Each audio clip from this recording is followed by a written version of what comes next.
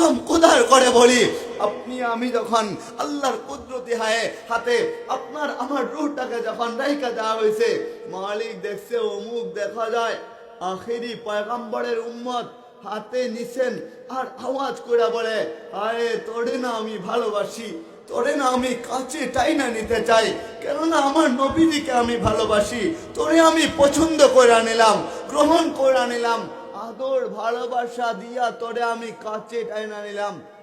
বলে কাছে টানলে কি হয় নাকি? শুধু কাছে টানলে হবে না, কাহিনীটা বলেন। বলে কাহিনী তো এটাই, এর জন্য আপন করছি, তোরে আমার পছন্দ হয়েছে, এর জন্য পছন্দ হয়েছে।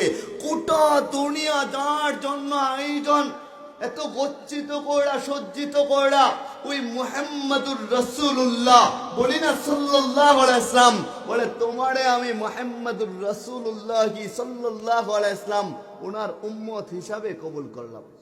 বলি না, জোরে বলি না। বলে আমরা চাই নাই মালিকের দরবারে,